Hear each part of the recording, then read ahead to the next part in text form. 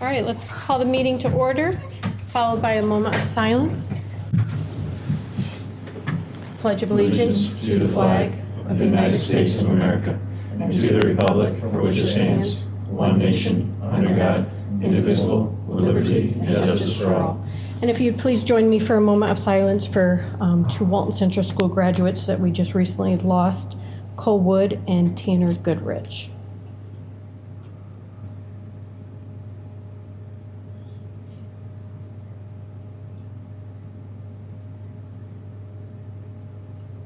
Thank you. Our thoughts and prayers go out to those two families. Devastating. All right, we have the approval of the minutes from February 4th. Were there any corrections? If not, do we have a motion to accept? Make the motion. Second. All in favor? Aye. Opposed? Carried. And the approval of the minutes from February 11th, same thing. Do we have a motion? Second?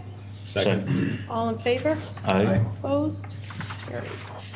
Does anybody have any concerns or comments on the CPSE? Do we need to go into exec for that? If not, accept a motion? Make it. Second? Second. All in favor? Aye. Opposed? Carried. All right, since no one's here, do we have any public comment? No. Discussion items. 3 minutes, please. Did you have one? No, I said keep it at 3 minutes, please. If we could have a brief report from the Facilities Committee on the capital project. In your packet, there is a plan view labeled option 1. In our last meeting, we said we're in between facilities. We're going to have kind of an update for the board. Option 1 is one of 3 that they brought to us, and option 1 looks to extend really the parking lot in front of the building. And what we wanted to do was look at option 1 and revise that. So right now the guidance is to BCA to revise option 1, and what we looked at, one of the options, actually 2 of the options that were presented to us had bus parking at an angle that our transportation director was just not comfortable with that setup. Long story short, it broke up a lot of the parking spaces, things of that nature. Tracy was much more comfortable having your buses park in a line as they do now. With the additional thoughts of we're trying to break up bus traffic and parent-student drop-off traffic and accommodate more parking. Tonight, for example, you have 2 girls' basketball games going on and everybody's parking pretty much where we're planning on extending option 1. So getting them off grass and getting them onto another parking lot, as well as repaving, obviously, all of our surfaces now. So one of the other things we had consideration is in the student parking area, making more safety into that, building sidewalks and crosswalks into that, and alleviating the congestion on student drop-off in and around that end of the building. So with this option 1, if you can picture that just basically extended over towards New Hope Church around that curve and separating that traffic in there, as well as creating new drive lanes in and out of the student parking, that's the direction we gave BCA to start working at, so we can get to real solid numbers, so we can have a better idea proposal-wise of what we would be looking at for a capital project. This is only one piece of it. We're still talking about roofs and things of that nature. So one piece of it, but I wanted everybody to get a kind of visual on this so we could get better input from the board to say this is kind of where we're thinking at this point in time. So any suggestions, get them to us so that we can forward them over to BCA and have them included in that next round. But we're getting to the point now where we're refining well enough to be able to start putting proposals on paper and looking at them. So that's a quick update. That's what we spend a majority of our time on. And without really good solid numbers with an option going forward, the rest of the time as far as crunching numbers on what the impacts are from tax status or debt load, things like that, it's a little premature yet. So we'll get an options settled out first and then go from there. One thing with the student parking, right now we have a grass barrier that goes down the center of the parking lot. Is that a possibility to make that a walkway as well as a walkway next to the buildings? Because actually- you, instead of having the students go through 3 vehicle sections, get them up on a sidewalk. We did offer that to them as a suggestion, because once again, we wanted to extend that center island to close off the loop in the parking Right. lot. Which everybody last year said that was a concern of theirs, is that people shortcut the loop, they're driving in between cars, there could be people there, so we want to shortcut that loop.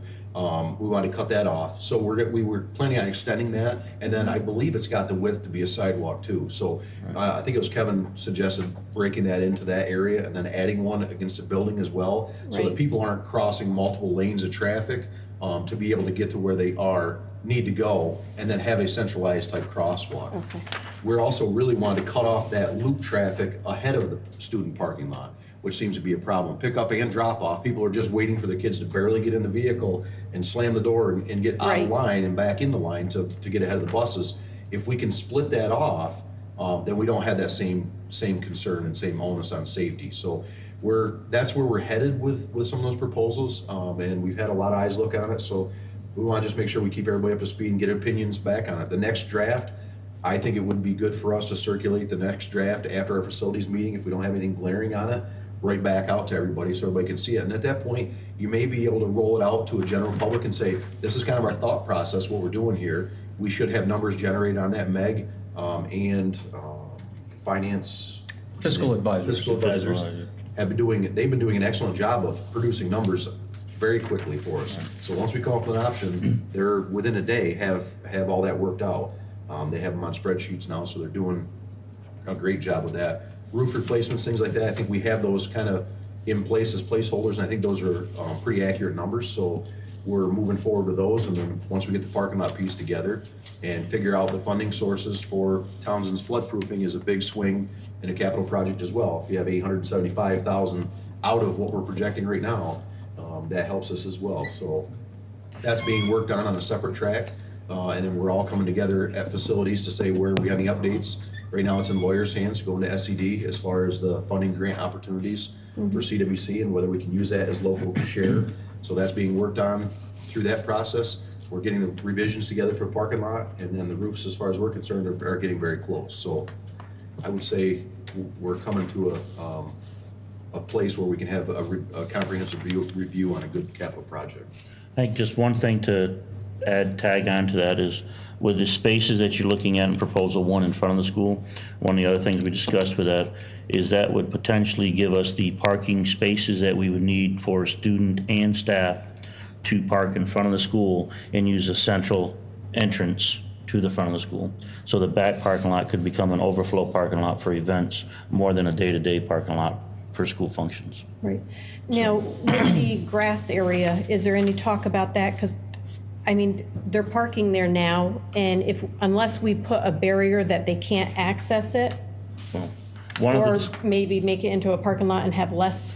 right, that was So one the of the option- discussions, was to extend that parking lot on down to almost the end of the school, Gotcha. and then make that a T. So we'll, Yeah, if you can picture that option, you can just extend that parking right through this area now. That's pretty much what we're having to work on. Because Okay. they're already parking there.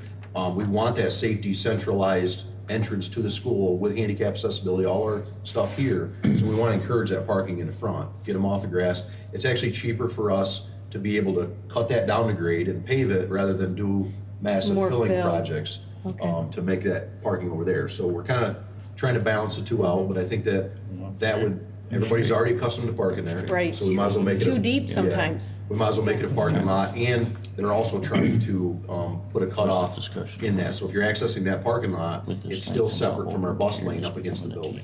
Okay. So they'd still be able to come in and out of that parking lot from both ends.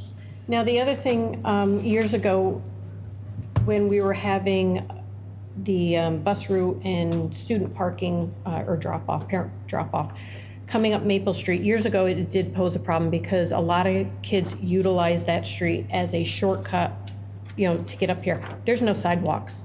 So to have the majority of the flow of traffic coming up that way, I just find that to be a safety issue. So that's no one of our sidewalks. biggest sticking points was how do you route the traffic and where do you want people to park? With this concept, theoretically, your bus traffic still comes in exactly the same way as it does now. Your actual student drop-off traffic would pretty much be this end here, as well as your parent-student drop-off, you could have some interaction where they could use both. Okay. So we couldn't But hit not the home run and majority keep of- everybody right. off of Maple Street, but that's something that we tried to minimize that under the decision-making process. We visited every option we could Yeah. to keep it bus route only because of the students walking, and it just didn't. Yeah, Right. aside- Because you're gonna have those people that are gonna try and come up that way irregardless. Right. aside from Yeah, going years like- ago, we used to have people stand down there, you know, where nobody could get up through. They wouldn't allow access. Not saying that they didn't drop off there and then Right. do the loop out around Right. that way. But, yeah, it's, aside from having a second entrance put in like by Tink and Kathy Reynolds's that connects us off of 10 like that, there's no other, and you have to put a full-blown entrance in separate to keep them off there, so right. that's expensive and landowner rights, and it's just not worth probably the hassle of trying to do that. Now, I just have one other question. If I understand this right, the middle school roof, it's recommended that that entire roof would be replaced. But yet the high school A and B areas are just a, if you will, a repair, Recoat, recoat? I understand that. Okay. That's quite a, high and they school- don't go out of warranty until September 2020. So, I mean, we don't have major issues with those roofs, but they will be out of warranty. Middle school roof over the classrooms would be a complete tear-off replacement because that's a tar and gravel Okay. roof system with no insulation directly over concrete tile. The insulation's actually in the floor joist, in the ceiling joist below it. The high school roof area A is add insulation, new membrane over existing spray foam. And then B is add insulation, new membrane over the existing spray foam. So what they have now is that spray coat surface. They're gonna re-insulate over top of that and build that up because it's not heavy. You have a tar and gravel system over top of the middle school roof that's already heavy. You can't really add to that. So that's why they would recommend the full tear off. So with the repair, if you will, for the high school roofs, we're going to be out of warranty September 2020.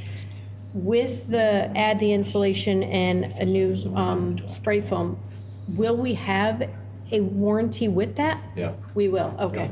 They were talking that they thought they could, on the outset, get up to 25 years of warranty.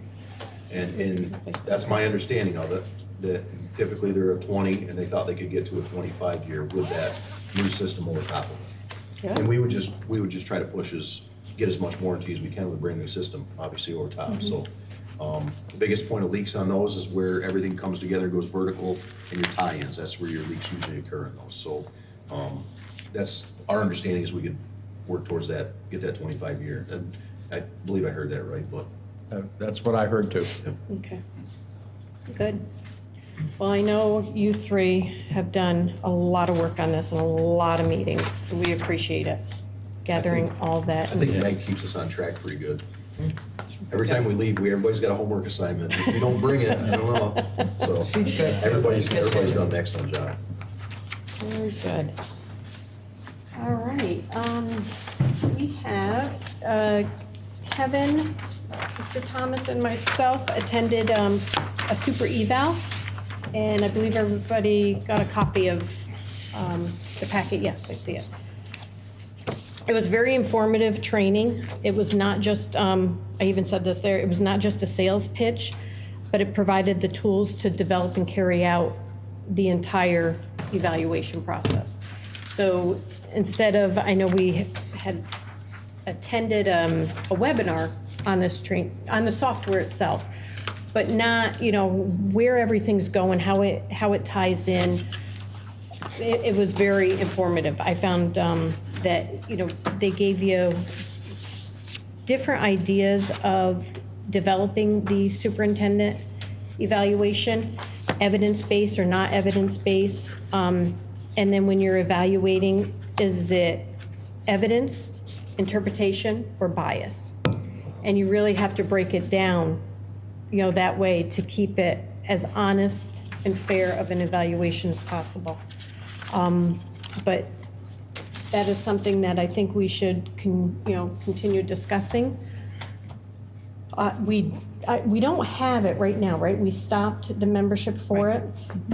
So maybe that's something that, if we want to do another training and have them come back in, or like Mr. Dewey had said, possibly he can have other schools that might have missed it and have another training where the board can see it once again, but it was definitely very informative.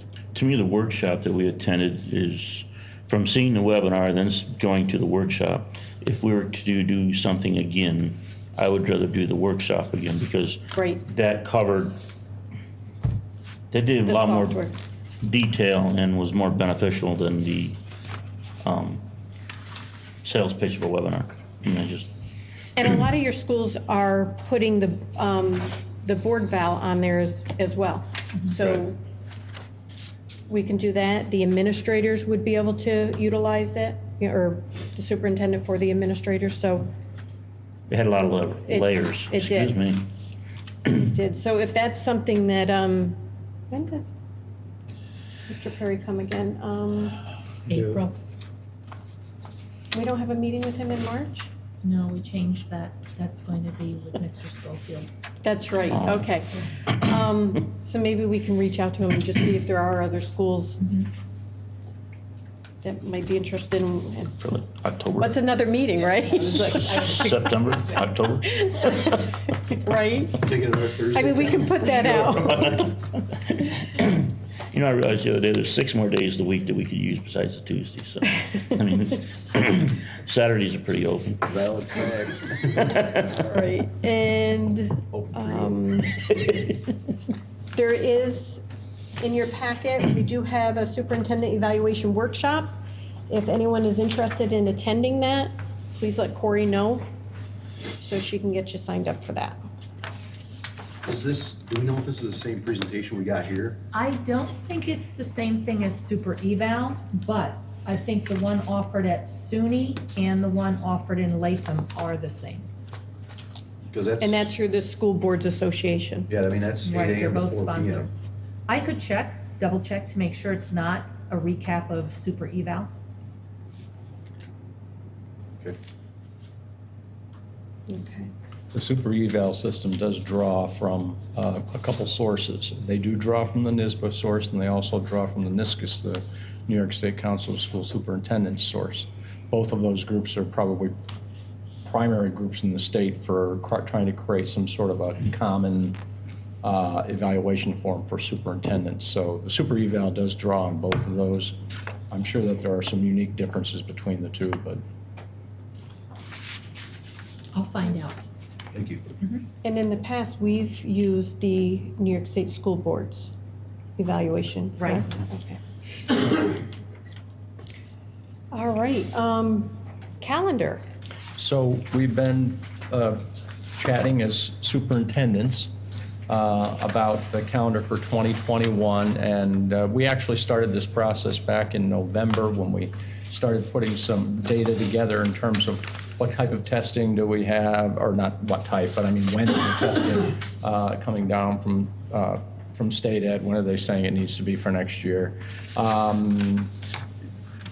Also, looking at the fact that we want to have a calendar of at least 186 days so that we have 6 emergency closing days, snow days, if you will. This calendar does reflect that. The parts in red that you see down below are primarily areas that the administrative team need to fill in the blanks, like if there's going to be an open house, when's that going to be, and those kinds of things. But you do see a general calendar on there that is in agreement with the superintendents of the entire BOCES.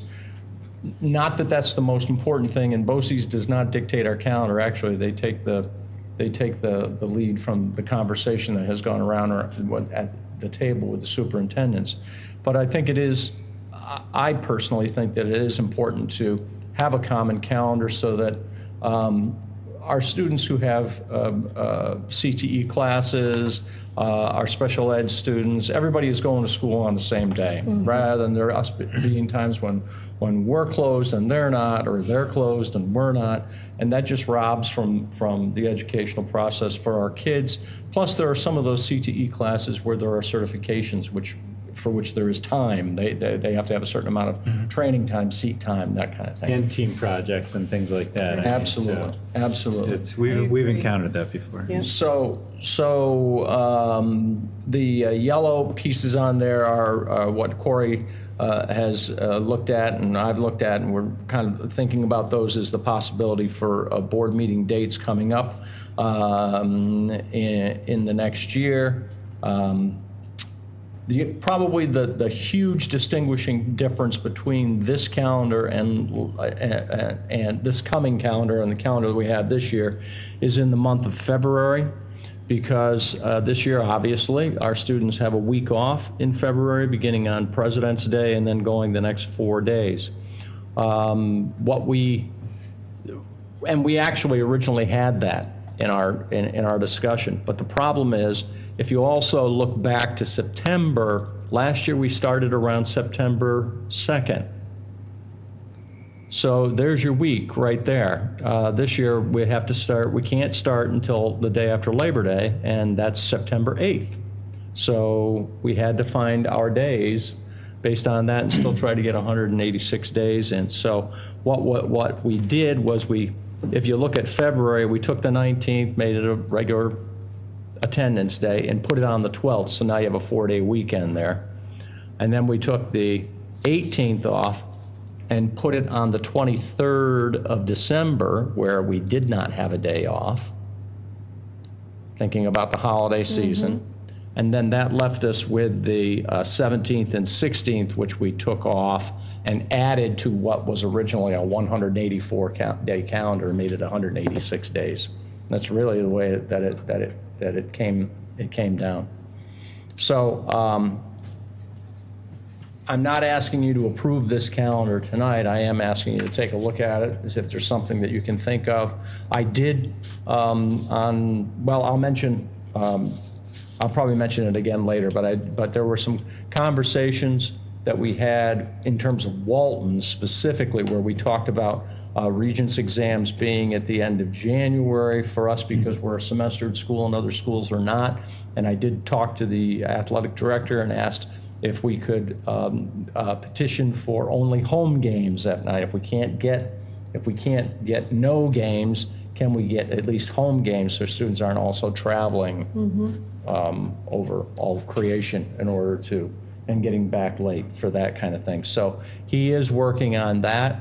I did make mention to the administrative team at our administrative meeting last week, our leadership meeting, that the board was requesting that concerts not be scheduled during regular board meetings. Can't do anything about special board meetings because you don't know when they're coming, but regular board meetings, and they know that, and so they're going to be working with that. And quads, I think, was the other issue that was brought up as well, and that's been also conveyed with the athletic director. We may not get perfect on that, but we're working on those pieces. That is going to be a long time from December to April. Yeah. Oh. But you do have the 4-day weekend, and Right. you also do have a conference day scheduled in March, which does give a 3-day weekend to the students. So there is, some let up there, but Right. it's not going to be perfect. I know. I think by the time February comes around, there's going to be a lot of students hoping for a snow day. Yeah, and you very well may get them next year. I don't know. We've been pretty lucky so far, knock wood. But so I'm asking you to go away, talk about it, think about it, send me your notes and that sort of thing, and we'll work through it.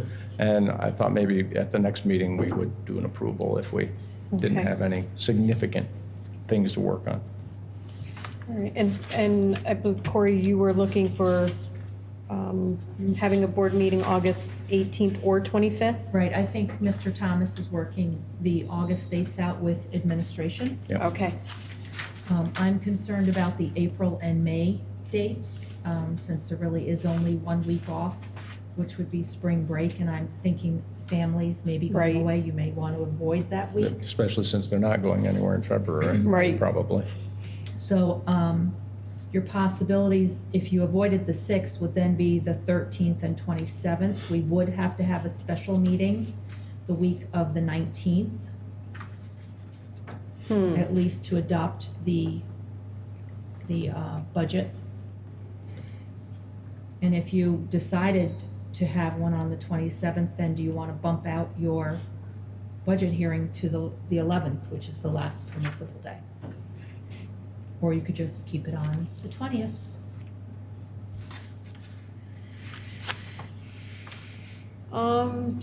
I would just like you to think about Okay. it. So you don't think it would be beneficial to have it March 30th and then keep it for the 20th, April 20th? Move it from the 6th to the 30th Right. and keep it on the 20th, we could. Is that a possibility, or? State budget's supposed to be in place on April 1, so when you think about that, that might work for you. Probably. I know, I'm looking at it. I'll go with probably. Got a chance right at the moment. I don't even plan that far out. I'm thinking that would eliminate having 3 possibly in a row. And then it wouldn't be such a difference from March to the April meeting. And then you could keep your budget hearing on the 4th. Right. Like we said, it's 2021. Sounds good. So you'd be looking to do the 30th and what in April? The 30th and April 20th. Okay. And as it is at the moment, I have questioned BOCES. They currently have their administrative budget vote on April 27th, which really doesn't make sense to me, because things are supposed to be into the state already by then. So Right. she is checking on that. Okay. All right, if there's any other changes or things that anybody sees, like Corey, know. Sounds good. All right, the brochure, the superintendent search brochure. As I was looking through it, I noticed that we really need an updated photo of the students. Yeah. And, yeah, right, just an updated photo. I personally would like to have the buildings eliminated and maybe pictures of students in there as well. I don't know what anybody else's suggestion is, but How about students at the buildings? in the classroom, something, yeah. I don't know if we need to I mean, they're highlighting the entrances of 3 is all. But I think there's been a lot of photos taken in and around, like the kids in Townsend, for the entrance of Townsend in the backdrop, or Okay. if they wanted to work something like that in. I would rather see students. Yeah, I would too. I would like to point out Yep. that we had gotten some updates regarding technology. So they squeezed in 3 of them. And you'll see there's a separate page that you have, that there are still 3 others that are not included. If you really would like some of those included, you would probably have to cut something else out. So the last 3 items are 3 of the the technology updates we received.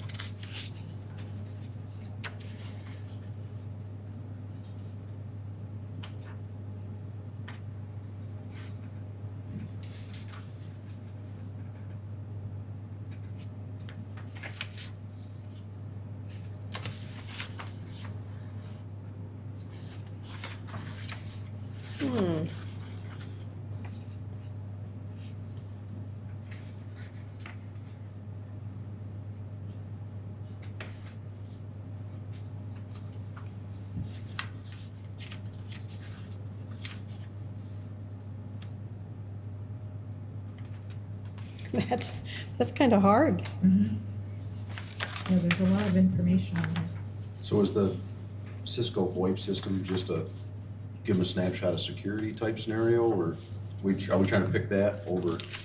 No, I asked Rick to just give me what he thought were real accomplishments for the district as far as technology. It definitely, Of course, we have a definitely lot. led everybody around us, the feedback we got from the other schools, so. Right.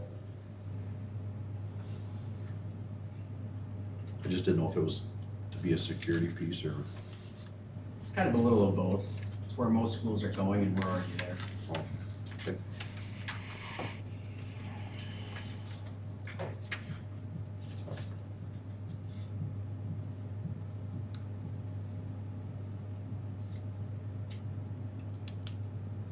I don't even know if there's a way to shorten some of these up. I know some of them are long. I could try shortening the longer ones and see if we could fit in at least maybe one or two more of the technology updates.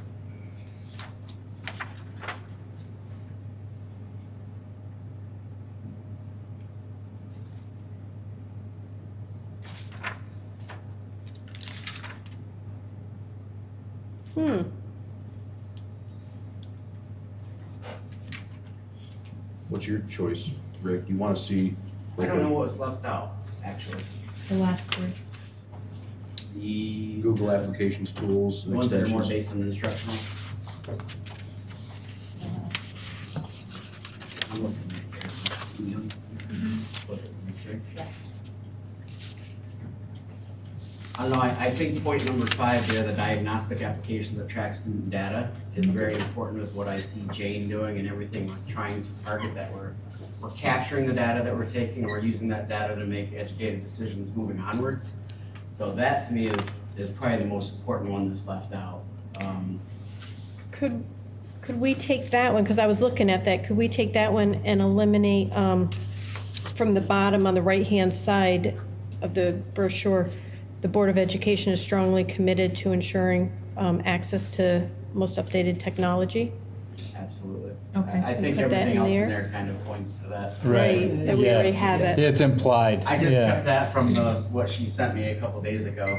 We just left it in I'd there. be good with that swap. Yeah, we appreciate you wanting to throw credit our way, but we want to highlight what you're doing and the rest of the admin team and.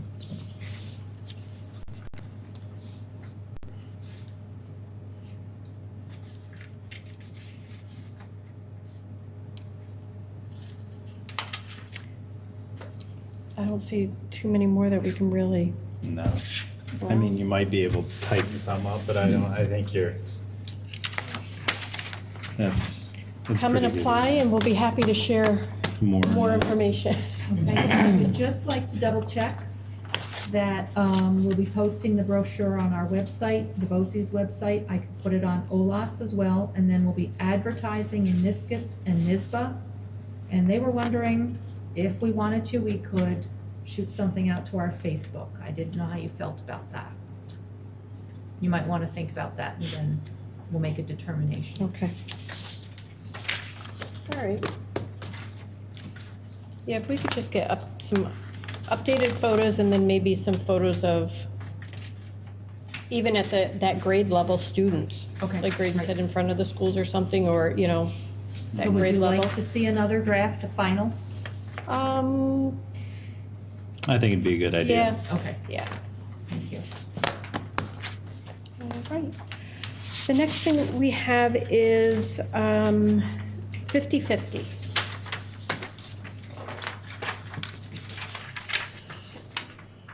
Fifty-50 is not done at the school a lot. I know it years ago, when my kids were involved, it was done at the varsity football games, but it was done through Walton Booster Club. And then the Booster Club would funnel that money, the 50/50 money, through their treasurer. And then if the school, if the football team needed something, or if they were going to states or something, and we would help order a bus and get a bus for them. I think it's become more at other games as well, basketball games, for instance. And I think we may want to start looking at what the law states and if we need a policy for this. Because we certainly don't want anyone just coming up and saying, hey, I'm doing a 50/50, and the school not have any control over who, when, and how many at one event even. I guess for me, I have no objections to fundraisers. The only thing that I struggle with is allowing the, the expression just lost me. It's the ends regarding the means, or however that goes, where I think we're trying to hold the school at a high level. We want the school to be the center of the community. We want it to be well respected. And I think there's things that we can do with great intentions that can undercut that in time. I think probably the 50-50 started out as an innocent thing, and it's still probably going that way. It's just a perception of gambling in the school. Fundraisers where you spend $1 or whatever the value is for a set value, you get it. And maybe I'm the only one that has a little bit of a catch on this, but I struggle with trying to hold school to here and then allow other things to take place. I think sometimes it's difficult to take the high road, but in the long run, you're better off. So Well, I think the law itself is very clear.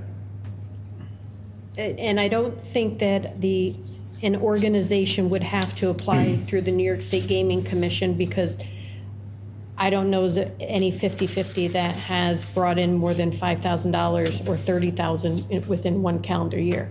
That would be awesome for the winners, that 50-50, but I don't think that would be the case. So I think we're okay there, but it clearly states who is able to organize a 50-50 and who is not. And it is a bona fide religious, charitable, or nonprofit organization. So my recommendation would be to turn this over to the policy committee and maybe draft something just so we have it. Right, because, I mean, the way this reads, and having some knowledge of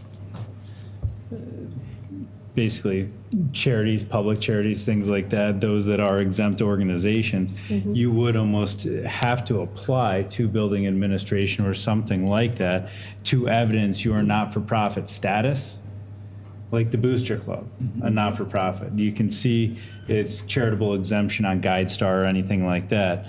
A church, I mean, is just a natural exemption. PTA would likely have its own EIN, not-for-profit exemption.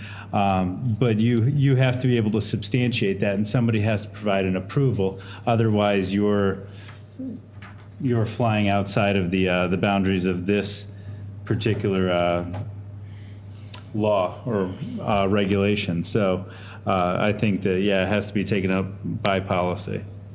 What about your clubs? Obviously, your clubs can fundraise. They wouldn't have a filed not-for-profit for those, right? Well, they're actually selling an item through their fundraiser. This is like, we're dealing with money, so we definitely can't have students doing this. Can't be a part of it, right? It would have to be the advisors, but I was just questioning that. I guess we're gonna know a lot more about it in the future. And then the proceeds from the games would go to benefit those groups. So I think we need to establish a policy on it, and then there's no question in the future, because right now it's definitely a gray area. So It's been somebody that way. wanted to do like a fundraiser, they could approach one of these and do it underneath or join it. That could be, you're right, that could be a possibility. For a fundraiser, I mean, I guess we're talking about two different things. One of them's a game of chance and one of them's a fundraiser. So Well, if you're I mean, baking, if somebody wants to do like a 50-50. yeah, right. As a fundraiser to help a group or something to. Yeah, a game of chance is the means by which to raise the funds. So it is, in this case, a fundraiser, and then it depends. I mean, it might be. I mean, figure out, I guess, probably a policy, and if somebody does want to, if it's feasible, then do it under. Because I know like BTSA would love to have a lot more people, or maybe somebody could, if they want to do things like that, they could join and do it under that, and it would be covered. Right. So, just a thought. All right. We will turn that over to policy. All right, I think that was it for discussion items. Any correspondence? Not at this time. All right. Additions to the agenda? There's none. This time. All right. The consent agenda. We have the financial reports.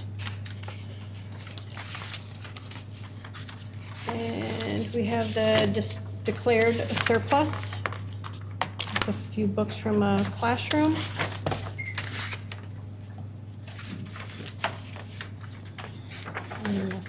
Quite a few. We have a resignation. This is contingent upon an appointment. Further on, Karen Olson Hamel, part-time food service helper.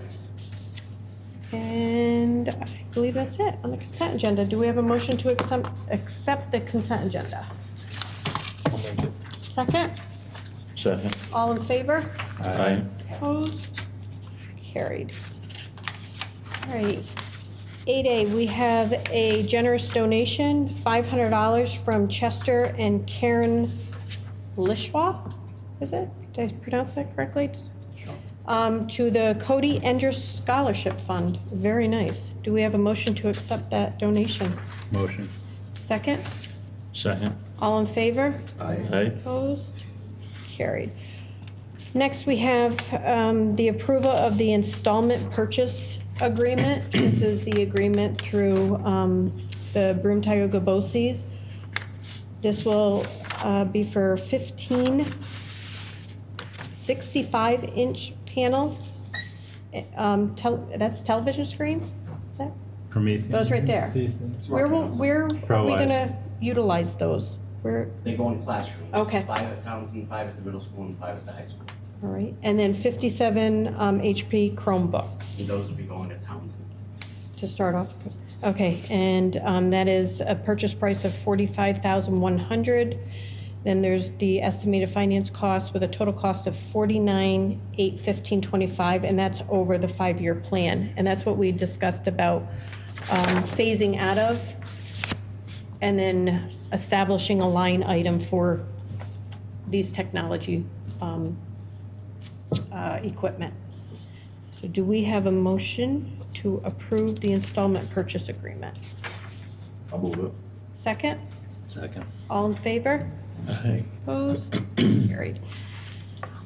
To adopt the revised APPR plan. Are there any questions, comments? If not, do we have a motion to accept that? I'll make the motion. Second? Second. All in favor? Aye. Opposed? Carried. All right, we are up to 8D. This is an appointment for Karen Olson Hamel to the full-time cashier. And that is going to be commencing on February 19th. I'll move it. Second? Second. All in favor? Aye. Opposed? Carried. All right, policy first reading. Would you like to do the honors, Paul? Yeah, she even gave me a paper, but that's a function of finding it. Okay. Policy number 5420, Student Health Services, and policy number 8705, Defense and Indemnification of Public Officers and Employees. That list is certainly shorter than the past one. 2 pages at a time, down to 2 policies. That's what we call progress. Did anybody have any questions or concerns on them? Do we have a motion to accept them as policy for the first reading? Motion. Second? Second. All in favor? Aye. Opposed? Carried. All right, we are up to administrative remarks. Obviously, I have some people that are not here tonight, but with the holidays, some people have taken some vacation time. But we do have our high school and middle school principal here tonight. And, well, not only do we have some people taking vacation time, we have some people who are teachers on special assignment, and they're off anyway. So, you know, it's part of that as well. So, Adam, you want to start? Sure. The past few weeks, Dave Potter, Ryan Eshel, and I went and visited Afton and GMU to check out their maker spaces to see what they're doing. Saw kind of 2 I don't want to say extremes, but two ends of the spectrum. One was more, I don't want to say necessarily low tech, but not as technologically advanced, and then the other one was much more technologically advanced as far as the equipment. You know, both of them had some of the basics, like a 3D printer and you know, that kind of things, but it gave us an opportunity to see how, you know, in Afton, it was kind of organically grown almost. The librarian really kind of runs it, and it's based on the kids coming in with their own curiosity. And you know, one of the projects that a student did there was made a graph basically on the floor, or a grid, and then made a scale replica of Pearl Harbor and put where the ships were on December 7th, you know, 1941, and you know, next to it had, you know, tape on the floor showing the size of Afton, you know, the village, to show the difference. And it was really neat to see that it was really the kids coming up with where they wanted to go, as opposed to the teacher saying, hey, make a grid on the floor. In GMU, there was more, I don't want to say thought, because that makes it sound like there wasn't thought with what Afton was doing, but there was more, I guess, foundation built into it. And they actually have a teacher who was a high school science teacher who was taking over basically the makerspace room, teaches a couple classes, goes into classes throughout the day to come up with ideas, and that was more thought out and planned as, all right, we want to get this, this, and this, and then let the kids use it. You know, both of them, I think, have their merit. Both of them gave us a lot of ideas that we feel like we can use in our own space.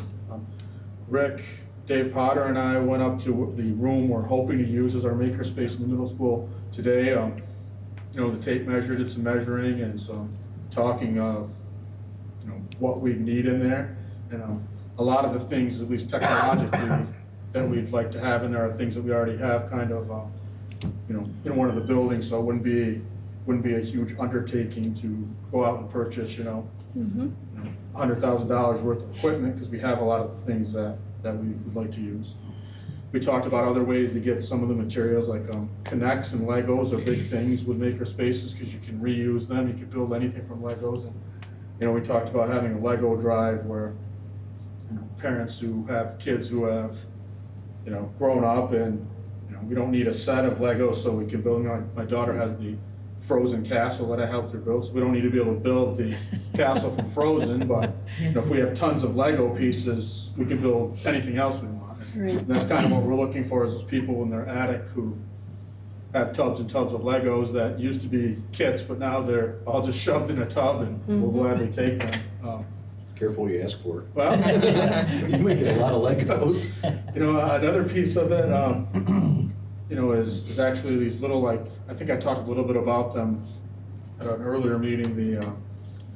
It's called make-do kits, and they're basically screws that connect cardboard. So those are things, you know, we always have cardboard floating around, so we can look at both ends of it, and you know, once we see where we are, you know, we can start considering how we're going to man it. Really, I want to get somebody who's willing to you know, be a little flexible, I guess, with their teaching schedule, of course, within their contract guidelines, and say, you know, we'll have you teach for whatever class you teach, and then instead of having 2 other classes, you'll be in the makerspace for 2 periods a day working with the teachers. And you know, we want to get the teachers who are excited about it to kind of push it, and I think that excitement will kind of spread. So we're pretty excited about it. You know, I'm excited about all the things that Rick told me, yeah, we already have that. We can, you know, it's sitting here not being used a whole lot. If we're going to use it more, let's put it in there. And the space up there, you know, it's a good sized space. We're thinking of the computer lab that's in the 2nd floor of the middle school. On the end there, it's probably the largest room in the building, and it's a good space because there's already all the, you know, outlets and everything run, and you know, it's just a matter of reconfiguring that a little bit to what we like to use it for. And with us being able to go 1-to-1 potentially next fall, you know, fall goes according to plan, you know, we won't really need that as a computer lab anymore, because the students will have the access to the computers throughout the day. We had our 2nd quarter we kind of tweaked the assemblies we do in the middle school now. In the past, we did like one grade level at a time for a couple different mornings, and really just, you know, it was important because we were recognizing our students who did well academically, but we've really expanded on that. So now it's not just, you know, you get your picture taken because you made honor roll or principal's list or superintendent's list. We've added more things to it. We've brought back our orange card drawings, and, you know, the student council sponsored this quarter's theme was movie night. So people who won, the kids who won, they get a little orange card if they get kind of a caught being good almost. You know, student council bought, you know, a bunch of different DVDs, candy bar and popcorn, and put it in a little bag. So it's kind of like a movie night for the kids, which I can't take credit for that. It was a good idea.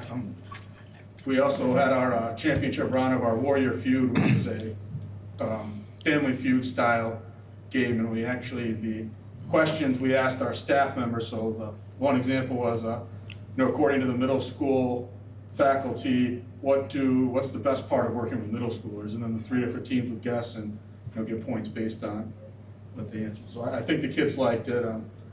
I'm realizing that I'm not real good at estimating how long these assemblies last, but other than that, it went very well. Over or under? Oh, way under. But we were under the first time too, so I think they kind of expected that. But, you know, I feel like it's kind of getting that middle school mentality back, and I think we've been lacking that over the years. It's kind of gone away, and, you know, that's something that I think is important, because, you know, they're not high schoolers yet, and they're not elementary school. They're in the middle, and, you know, they need to be treated that way and have a little bit of fun from time to time, or a lot of fun, I guess. Yep. Other than that, Good. We had 2 high school students graduate with the transition of semesters that we had. Students who graduate in the middle of the year oftentimes are outliers, and they have, you know, different circumstances, but it was nice to see those 2 students, you know, get their diplomas and move on to the next phase of their lives. We currently have 37 students in Costa Rica, chaperoned by 4 of our teachers. I think 1 middle school teacher is actually on that trip too. The last I saw, they're getting ready to go ziplining. So looks like they're having a good time so far down in Costa Rica. The Health Advisory Council is working on doing a family cook night in March. And it's going to be something where a guest chef from SUNY Delhi comes into our building. We are going to have families try and sign up. I think we're capping it at about 8 families, and we're going to see how it goes. It's their first try at it. You'll probably be hearing or seeing some more things about that as we get closer to March, but it's those types of things are what, you know, we talk about all the time, and we talk about with Larry all the time, and I think Kevin, you even said, it's having the school be the center of the community. Those types of things I think we really want to try and keep doing. Exactly, we want to keep trying to have those events. We recently had 2 BOCES employees come down and talk with our 10th graders and expose them to the CTE programs that will be available to them next year. Those CTE programs are a great fit for some of our students who, you know, can walk out of here after graduating right into a job. So that's something I was excited to see them down here for. And last thing is, we're already getting questions about driver's ed. We're looking into it, and you know, something that we will try and have this year. As far as I know, I don't think BOCES has said anything about start dates yet, but it's always a juggle at the beginning of summer school and to get those dates and people signed up in the right groups and stuff. But we are already starting to hear about it, so we're going to be looking into it. Nice. That's all I have. Was there a lot of interest when BOCES come down? Or was it just to all the 10th graders? It was to all the 10th graders. And, you know, I think when the employees come down, they show their videos, and they can actually ask questions to the BOCES employees who are in those programs. It's a lot, it means a lot more than hearing it from somebody who's already in the program, even though that's a nice way to get information. It's valuable to hear it from people who are right up there all the time. Right.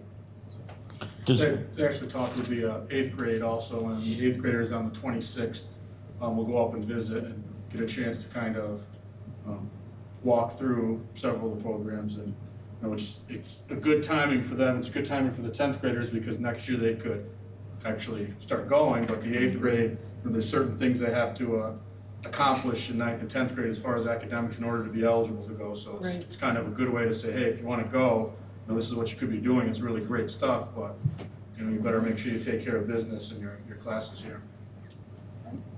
I'm sorry to interrupt you. No, you're fine. Is the 8th grade the only grade that does get to go to the campus actually and do the walkthrough? Or do they do it again with In 10th them? grade, actually, in addition to BOCES coming down here, I think they are taking a trip. Yeah, I think the 10th grade is more the kids who sign up for specific interests, and then they go, I believe, a half day for 2 different programs. Good. And shadow a student in that program. And it can definitely be a stepping stone for Yeah. some individuals, the culinary, the automotive, and then we've got Delhi right up the road, with an unbelievable culinary program and automotive, so. And mechatronics. And, Electronic, yeah. I mean, amazing what Definitely they're a doing up at stepping Delhi, so. Yep. Good, well, thank you. Thank you, gentlemen. Thank you. I'm not going to add too much. Some of the things that's relative to the calendar we already talked about, and you folks have already talked about the 50/50. So I just want to mention that we are taking a look at the website, taking one of the, we've got 3 columns on that website. 2 of the columns look very repetitive, and so one of the things, we're looking at some formats, but in the short term, we're looking at different ways of using those 2 columns. We've got a newsfeed column and a social media column. And typically what has happened since we've got it up in late August is when it came up, is if something goes on one of the sites, it's one of those columns, it's also on the other one, and then things scrolled around through, and then it's lost, and because it's so far down the scroll, if you will. So we're looking at trying to use those in the short term, try to use those 2 columns differently so that there's actually different information. And also the thought is that if we do use them a little bit differently, then perhaps the information that's on the news feed side, which is the column to the far left, might remain a little bit longer, so that people have more opportunity to see that information and access it should they want to. We're also looking at adding a couple buttons right at the very, very top. Well, if you go across right where the photos are, which would also, like we've talked about changing those out more frequently, but below that there's a line of buttons that they're not actual buttons, but they're just phrases and you hit them. Mm-hmm. But they are actual buttons. Sorry, Rick.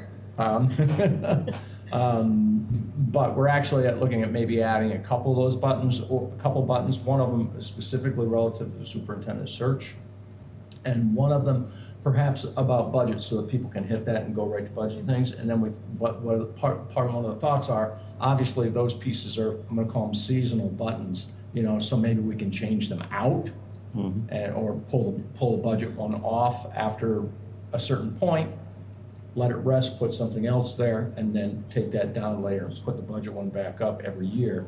Hopefully we won't have to do that with the superintendent search one, but I mean also have another button there for that sort of thing. So You certainly don't want hot topics, if you will, to be hidden in layers. Yeah, We want them easily we're looking at trying to make the news feed more stagnant, and I don't mean that in a bad way, but I mean just so things remain there a little bit longer. And then the social media part, and again, this is in the short run, to be more fluid and, announcing some things perhaps over and over and that sort of thing. So we're taking a look at some different ways of utilizing that space, and hopefully it'll be more user-friendly and more meaningful for our public to be taking a look at.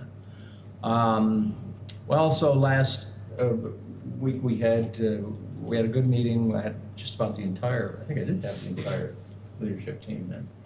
And I was commenting to them on how much I appreciate sitting at the table. I think at that time I was sitting down there where you are, Miranda.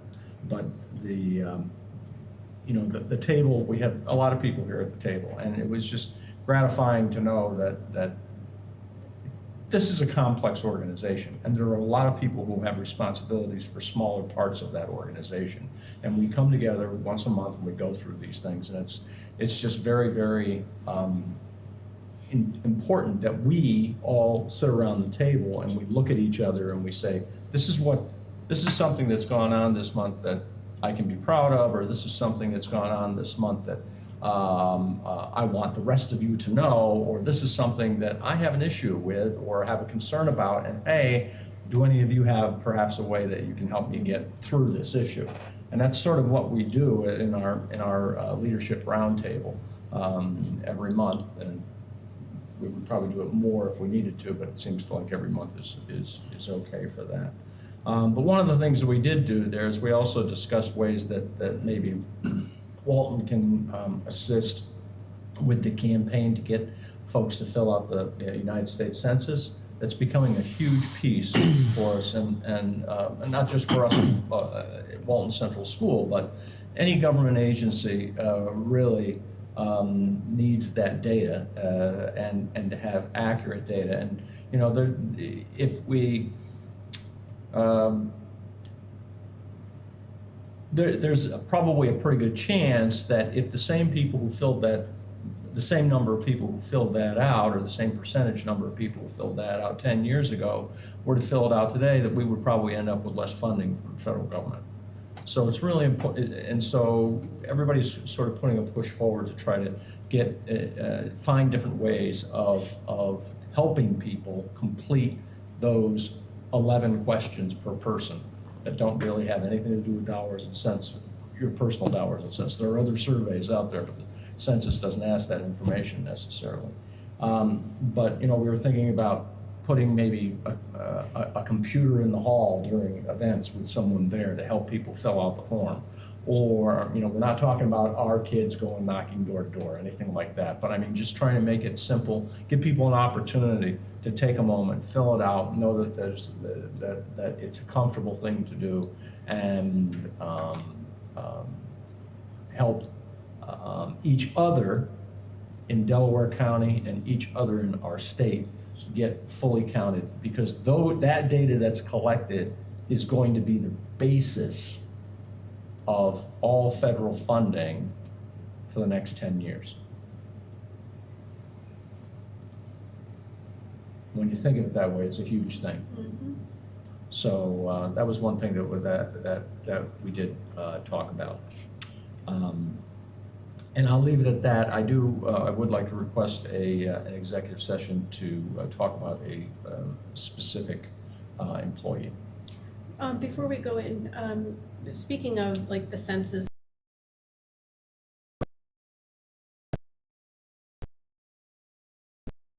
especially from Townsend, not so much here, which it might be because same family or whatever, but they just got a spike. I didn't get exact numbers from her, and we're certainly always hoping to get more and more of them out. There was some thought that what we posted out on the screens has been helpful. One of the things that we did talk about in our second Part 2 leadership meeting was, you know, Rick has been putting together some ideas about rolling out our one-to-one Chromebooks, and we've talked about not trying to deviate. I'm just trying to say, we talked about, is there some way that we can associate those two pieces, you know, in the future, that filling out the form and getting your Chromebook, or you know, is there a good way of doing that that's appropriate? So we haven't stopped talking about ways of trying to get more and more people to fill those out. Okay. But I don't have exact numbers for you, I'm sorry. I think both the elementary school and middle school, we sent them out with our February newsletters also, so that's probably part of the reason why they're had a little bit of a spike with the new returns. Is there a way do we have a way to narrow it down to see what students might still be lacking? I believe that we can do that, but we haven't taken those steps to be that surgical yet, but we can. I would just want to acknowledge people who did recently do some work on our behalf. Those who completed the superintendent surveys, thank you. That was the opportunity we wanted to give the public. Their opportunity to provide feedback, what's most important to community, staff, building leadership, anything, students. We offered that to all of our constituents, went out through Global Connect calls to raise awareness, and we had a good amount of feedback. So to those who contributed, thank you. Yes. Productive Yeah. feedback too. That was nice. Yeah, it was really nice. Yes, it was. All right. There's nothing else. Do we have a motion to go into executive session for the purpose of discussing a matter relating to a particular employee? I'll move it. Second? Second? All in favor? Uh,